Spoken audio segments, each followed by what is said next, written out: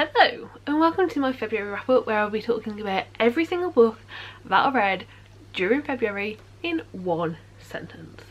Now, I will say that these are going to be quite long run-on sentences, but at least how I've written them, it's one sentence.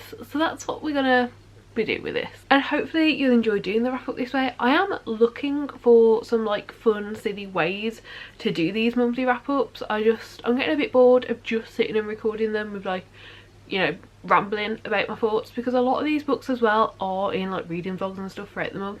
So this is what I'm doing this month. If you have any suggestions that you think would be a fun way to do the wrap up for the future, please do leave them down below. But for now, let's just get straight into the books. Feral Wolf, I rated 4 stars. This was a great continuation of the Dartmoor Penitentiary series and was the penultimate book in that.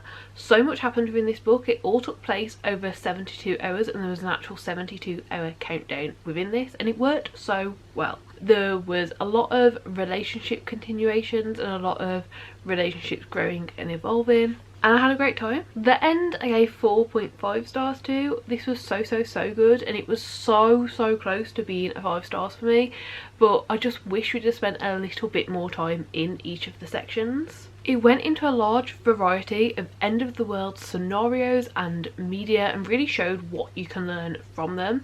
It also connected a lot of these things back to mental health and the pandemic, and it did it all in a really interesting way. It was a great read, and again, I would recommend it.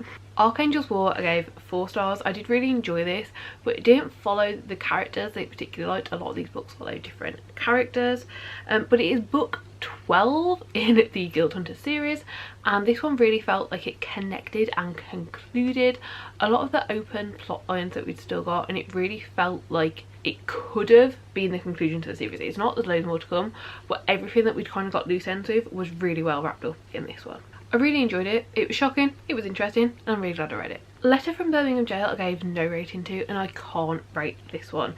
It was very thought-provoking and interesting and important. It is a really important book. I definitely see myself revisiting this in the future and properly thoroughly analysing it. Essentially, on top of it being important and historically important and relevant, it also said a lot of things that I just in my head have a lot of mixed thoughts about, and a lot of like things going on. Like the very basics is, I don't think that religion should ever be a part of politics. That is not something that I can get behind at all. However, in this book, religion was used for the political argument, and it was addressing clergymen, so it made sense to use religion to appeal to clergymen. I 100% understand why it was done, and it did feel necessary, and it did feel like it was being done for this cause that needed to be done. But obviously at the same time, as much as I'm like, yes, this is perfect, this is, they'll understand that, they'll get this, it was also trying to get political change and movement in relation to religion, and that just gives me so many mixed thoughts, and it really is something that I would love to properly sit down, analyse and go through this book more thoroughly with in the future. The Baby Dragon Cafe gave 3.5 stars.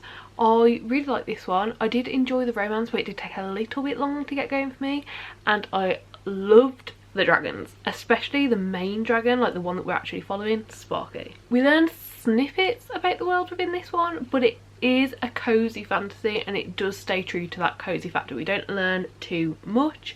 I also really like that there was no third act breakup, and instead both our characters got journeys that they needed to complete for themselves that would then make it better for them to be together, and it worked really well. Really great ending.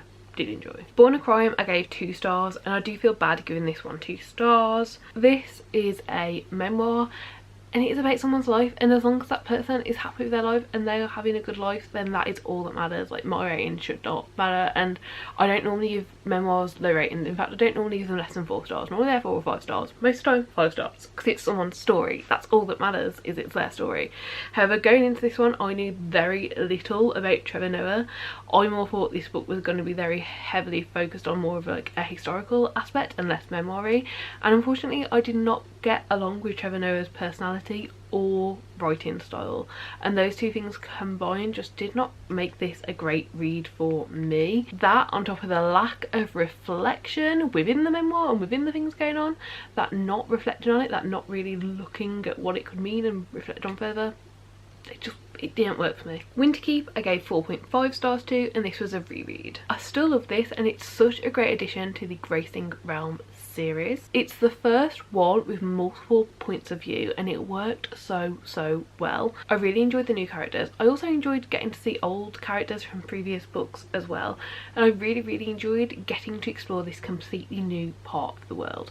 Unfortunately, from the first time I read it, it did drop from 5 stars to 4.5, and that is solely because of the relationship. Unfortunately, in this book, which is aimed at teenagers, there is a relationship with a massive age gap, and with ages from previous books that we've seen these characters in, it just made me feel icky. And even though it was a relationship that was developing, there was no reflection on it and no commentary on it, and this book was aimed at teenagers, and that just really didn't make me feel great. So 4.5 stars. Sea Sparrow I gave 5 stars to, and wow, I love this. It was such a great addition to the Gracing Realm, with so much personal growth and hopefulness after a struggle. And I can't say anything else because this is book 5 within the Gracing Realm, and telling you absolutely anything about this could spoil previous books, so I'm leaving it like that. The Charlie Method I gave 4 stars to. I enjoyed this, and I thought the characters were really cool, and I really liked all of them together. It worked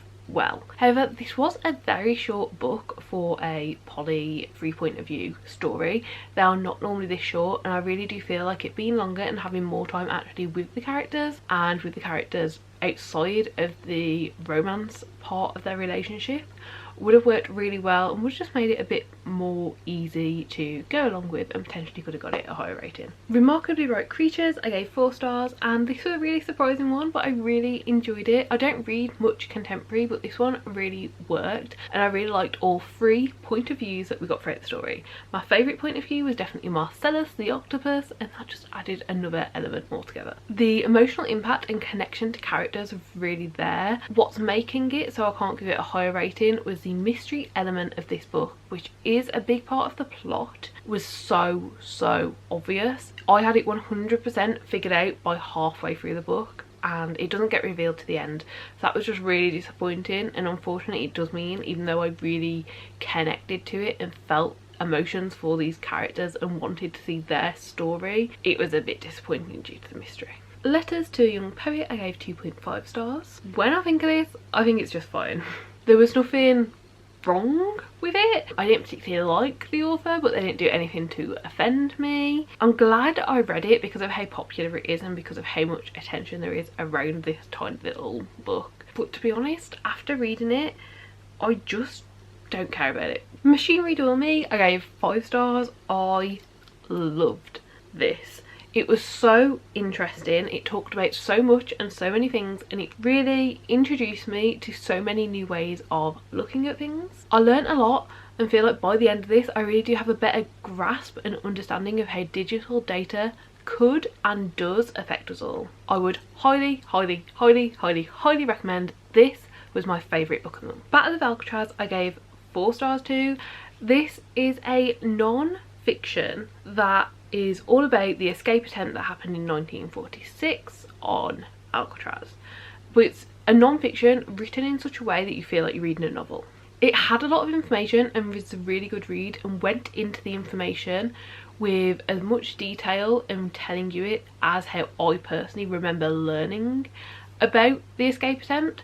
So I do think it was good in that sense. Unfortunately, I can't give it more than 4 stars, and the main reason for that was, what I would need for it to be a higher rating would for there to be footnotes or references to show where all of the information came from, because although it was non-fiction, it wasn't very clear where the different information and the different accounts came from. So I really wish we would have got kind of like a references page or footnotes for it, just kind of detailing, you know, this was from this interview, this was from this news article, this was from this. Although I believe it, and I know it's true because how I learnt it was the exact same, it just needed that little bit extra to feel like a great non-fiction to me. And those are all the books that I read during February. There were 13 books total. I feel like it's a really good reading month. It was almost 50% non-fiction, which is one of the goals that I'm aiming for. I believe that I read 7 fiction and 6 non-fiction, so I'm really happy with that. And that is everything from me. I do really hope you enjoyed the video. As I said earlier, any suggestions for how to make these wrap-ups a bit more fun, please leave them in the comments down below. If you did like the video, please do give it a like, and hopefully I'll see you next time. Bye!